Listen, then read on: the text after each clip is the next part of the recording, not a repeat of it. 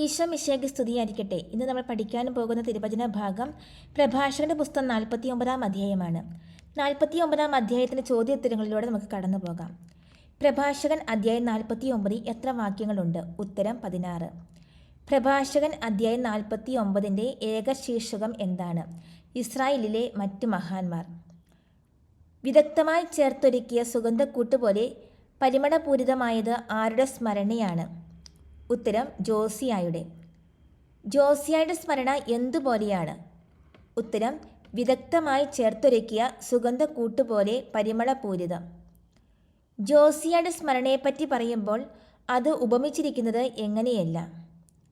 ഉത്തരം നാവിന് തേൻ പോലെയും വീഞ്ഞു സൽക്കാരത്തിൽ സംഗീതം പോലെയും. നാവിന് എന്തെന്ന പോലെയാണ് ജോസിയായുടെ സ്മരണ എന്നാണ് പ്രഭാഷകൻ 49:1 പറയുന്നത്. ഉത്തരം തേൻ. എന്തിന് തേൻ എന്ന പോലെയാണ് ജോസിയായുടെ സ്മരണ എന്നാണ് പറഞ്ഞിരിക്കുന്നത്? ഉത്തരം നാവിന്.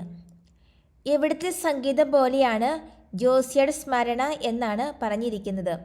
ഉത്തരം വീഞ്ഞു സൽക്കാരത്തിൽ. വീഞ്ഞു സൽക്കാരത്തിന് എന്ത് എന്ന പോലെയാണ് ജോസിയായുടെ സ്മരണ എന്നാണ് പറഞ്ഞിരിക്കുന്നത്? ഉത്തരം സംഗീതം പോലെ. ജോസിയ ചരിച്ചത് എങ്ങനെ? ഉത്തരം ഉത്തമ മാർഗത്തിൽ. ഉത്തമ മാർഗത്തിൽ ചരിച്ചു എന്ന് പ്രഭാഷകൻ 49:2 പറഞ്ഞിരിക്കുന്നത് ആരെക്കുറിച്ച്? ഉത്തരം ജോസിയായെക്കുറിച്ച്. ജോസിയ മാനസാന്തരപ്പെടുത്തിയത് ആരെ? ഉത്തരം ജനത്തെ. ജനത്തെ മാനസാന്തരപ്പെടുത്തിയത് ആര്? ഉത്തരം ജോസിയ. ജോസിയ ജനത്തെ മാനസാന്തരപ്പെടുത്തി എന്തിൻ്റെ മ്ലേച്ഛതയാണ് നീക്കിക്കളഞ്ഞത്? ഉത്തരം പാപത്തിൻ്റെ. ജോസിയ ജനത്തെ മാനസാന്തരപ്പെടുത്തി പാപത്തിൻ്റെ എന്താണ് നീക്കിക്കളഞ്ഞത്? ഉത്തരം മ്ലേച്ഛത. ജോസിയ കർത്താവിൽ ഉറപ്പിച്ചത് എന്ത്? ഉത്തരം ഹൃദയം. ഹൃദയം കർത്താവിൽ ഉറപ്പിച്ചത് ആര്? ഉത്തരം ജോസിയ. ജോസിയ ആരുടെ നാടുകളിലാണ് ദൈവഭക്തി ബലപ്പെടുത്തിയത്? ഉത്തരം ദുഷ്ടരുടെ. ദുഷ്ടരുടെ നാടുകളിൽ ജോസിയ ചെയ്തത് എന്ത്? ഉത്തരം ദൈവഭക്തി ബലപ്പെടുത്തി. യൂദാ വംശം അസ്തമിച്ചതെങ്ങനെ? ഉത്തരം ദാവീദ്, ഹെസക്കിയ, ജോസിയ എന്നിവരൊഴികെ എല്ലാവരും പാപത്തിൽ മുഴുകി അത്യുന്നതന്റെ നിയമം അവർ നിരസിച്ചു. അങ്ങനെ ദാവീദ്, ഹെസക്കിയ, ജോസിയ എന്നിവരൊഴികെ എല്ലാവരും പാപത്തിൽ മുഴുകി അത്യുന്നതന്റെ നിയമം അവർ നിരസിച്ചു. അങ്ങനെ സംഭവിച്ചത് എന്ത്? ഉത്തരം യൂദാ വംശം അസ്തമിച്ചു. ആരെല്ലാം ഒഴികെ എല്ലാവരുമാണ് പാപത്തിൽ മുഴുകിയത്? ഉത്തരം ദാവീദ്, ഹെസക്കിയ, ജോസിയ.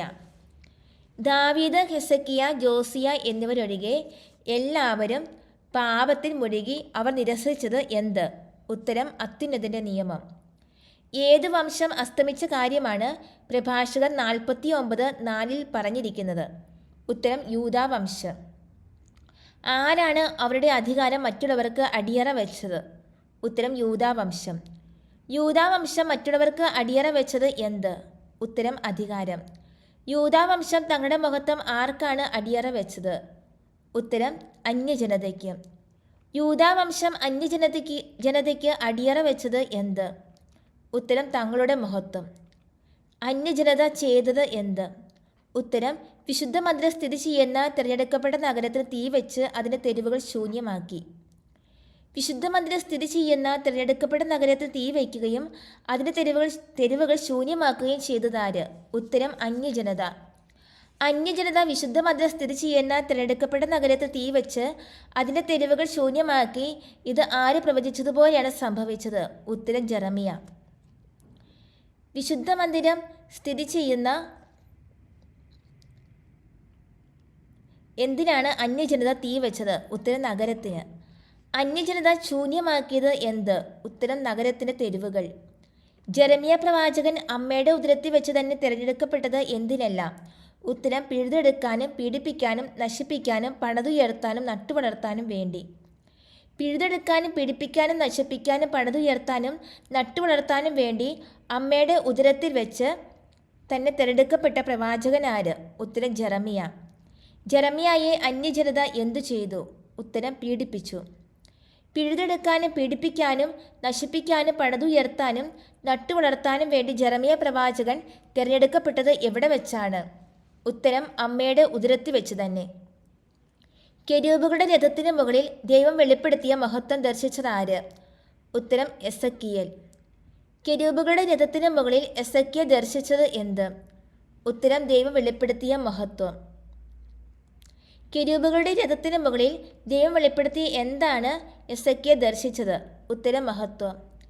ആരുടെ മേലാണ് ദൈവം കൊടുങ്കാറ്റ് അയച്ചത്? ഉത്തരം ശത്രുക്കളുടെ. ദൈവം ശത്രുക്കളുടെ മേൽ അയച്ചത് എന്ത്? ഉത്തരം കൊടുങ്കാറ്റ്. ശത്രുക്കളുടെ മേൽ കൊടുങ്കാറ്റ് അയച്ചത് ആര്? ഉത്തരം ദൈവം. ആർക്കാണ് ദൈവം നന്മ ചെയ്തത്? ഉത്തരം നീതിയുടെ മാർഗത്തിൽ ചരിച്ചവർക്ക്. നീതിയുടെ മാർഗത്തിൽ ചരിച്ചവർക്ക് ദൈവം ചെയ്തത് എന്ത്? ഉത്തരം നന്മ. എത്ര പ്രവാചകന്മാരുടെ അസ്ഥികൾ കുടീരങ്ങളിൽ നിന്ന് പുനർജീവിക്കട്ടെ എന്നാണ് പറഞ്ഞിരിക്കുന്നത്? ഉത്തരം 12 പ്രവാചകന്മാരുടെ. ആരുടെ അസ്ഥികൾ കുടീരങ്ങളിൽ നിന്ന് പുനർജീവിക്കട്ടെ എന്നാണ് പറഞ്ഞിരിക്കുന്നത്? ഉത്തരം 12 പ്രവാചകന്മാരുടെ. യാക്കോബിന്റെ ജനത്തെ ആശ്വസിപ്പിക്കുകയും ഉറച്ച പ്രത്യാശ നൽകി രക്ഷിക്കുകയും ചെയ്തതാര്? ഉത്തരം 12 പ്രവാചകന്മാർ. ആരുടെ മഹത്വം എങ്ങനെ വർണ്ണിക്കും എന്നാണ് പ്രഭാഷകൻ 49:11 പറഞ്ഞിരിക്കുന്നത്? ഉത്തരം സെറുബാബേലിൻ്റെ. സെറുബാബേലിൻ്റെ എന്ത് എങ്ങനെ വർണ്ണിക്കും എന്നാണ് ചോദിച്ചിരിക്കുന്നത്? ഉത്തരം മഹത്വം. വലതുകൈയിലെ മുദ്രമോതിരം പോലെയായിരുന്നു അവൻ. ആര്? ഉത്തരം സെറുബാബേൽ. സെറുബാബേൽ വലതുകൈയിലെ എന്തുപോലെയായിരുന്നു? ഉത്തരം മുദ്രമോതിരം. യഹോസദാക്കിൻ്റെ പുത്രൻ ആര്? ഉത്തരം യെശുവ. യെശുവയുടെ പിതാവ് ആര്? ഉത്തരം യഹോസാദക്. അവർ തങ്ങളുടെ നാളുകളിൽ ആലയം പണിതു. ആര്? ഉത്തരം സെറുബാബേലും യെശുവായും. സെറുബാബേലും യെശുവായും തങ്ങളുടെ നാളുകളിൽ പണിതത് എന്ത്? ഉത്തരം ആലയം. എന്തിനു വേണ്ടിയാണ് അവർ വിശുദ്ധ മന്ദിരം പണിതുയർത്തിയത്? ഉത്തരം കർത്താവിൻ്റെ നിത്യമഹത്വത്തിന്. കർത്താവിൻ്റെ നിത്യമഹത്വത്തിന് വേണ്ടി അവർ ചെയ്തത് എന്ത്? ഉത്തരം വിശുദ്ധ മന്ദിരം പണിതുയർത്തി. ആരുടെ ശാശ്വത സ്മരണയാണ് ആരുടെ സ്മരണ ശാശ്വതമാണ് എന്നാണ് പ്രഭാഷകൻ 49:13 പറഞ്ഞിരിക്കുന്നത്? ഉത്തരം നെഹമ്യായുടെ. നെഹമ്യായുടെ എന്താണ് ശാശ്വതമായിരിക്കുന്നത്? ഉത്തരം സ്മരണ. അവൻ നമുക്ക് വേണ്ടി വീണുപോയ കോട്ടകൾ പണിതുയർത്തി. ആര്? ഉത്തരം നെഹമ്യ. നെഹമ്യ നമുക്ക് വേണ്ടി പണിതുയർത്തിയത് എന്ത്? ഉത്തരം വീണുപോയ കോട്ടകൾ. നെഹമ്യ നമുക്ക് വേണ്ടി വീണുപോയ കോട്ടകൾ എന്തു ചെയ്തു? ഉത്തരം പടുത്തുയർത്തി. നെഹമ്യ നമുക്ക് വേണ്ടി വീണുപോയ കോട്ടകൾ പടുത്തുയർത്തിയതോടൊപ്പം ചെയ്തത് എന്തല്ല? ഉത്തരം വാതിലുകളും ഓടാമ്പലുകളും നിർമ്മിക്കുകയും വീണുപോയ വീടുകൾ പുനരുദ്ധരിക്കുകയും ചെയ്തു.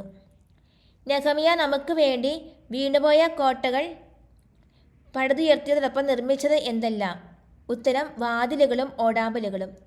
വാതിലുകളും ഓടാമ്പലുകളും നിർമ്മിക്കുകയും വീണുപോയ വീടുകൾ പുനരുദ്ധരിക്കുകയും ചെയ്തതാര്? ഉത്തരം നെഹമ്യ. ആർക്ക് തുല്യനായി ആരും ഭൂമുഖത്തുണ്ടായിട്ടില്ല എന്നാണ് പ്രഭാഷകൻ 49:14 പറയുന്നത്? ഉത്തരം ഹെനോക്കിന്. ഭൂമിയിൽ നിന്നും സംവഹിക്കപ്പെട്ടത് ആര്? ഉത്തരം ഹെനോക്ക്. ഹെനോക്ക് എവിടെ നിന്നാണ് സംവഹിക്കപ്പെട്ടത്? ഉത്തരം ഭൂമിയിൽ നിന്ന്. ആരെപ്പോലെ ആരും ജനിച്ചിട്ടില്ല എന്നാണ് പ്രഭാഷകൻ 49:15 പറയുന്നത്? ഉത്തരം ജോസഫിനെ പോലെ. ആരുടെ അസ്ഥികളാണ് സൂക്ഷിക്കപ്പെടുന്നത്? ഉത്തരം ജോസഫിൻ്റെ. ജോസഫിൻ്റെ എന്താണ് സൂക്ഷിക്കപ്പെടുന്നത്? ഉത്തരം അസ്ഥികൾ. ബഹുമാന്യതനാണ് എന്ന് പ്രഭാഷകൻ 49:16 പറഞ്ഞിരിക്കുന്നത് ആരെല്ലാം? ഉത്തരം ഷേമും സേത്തും. ഷേമും സേത്തും ആരെന്നാണ് പറഞ്ഞിരിക്കുന്നത്? ഉത്തരം ബഹുമാന്യതരാണ്. സൃഷ്ടികൾക്കെല്ലാം ഉപരിയായത് ആര്? ഉത്തരം ആദം. ഇത്രയാണ് 49-ാം അധ്യായത്തിലെ ചോദ്യോത്തരങ്ങൾ. ഒരിക്കൽ കൂടി എല്ലാവരും ബൈബിൾ വായിച്ച് ഹൃദിസ്ഥമാക്കുക. എല്ലാവർക്കും ഒത്തിരി നന്ദി. ദൈവം അനുഗ്രഹിക്കട്ടെ.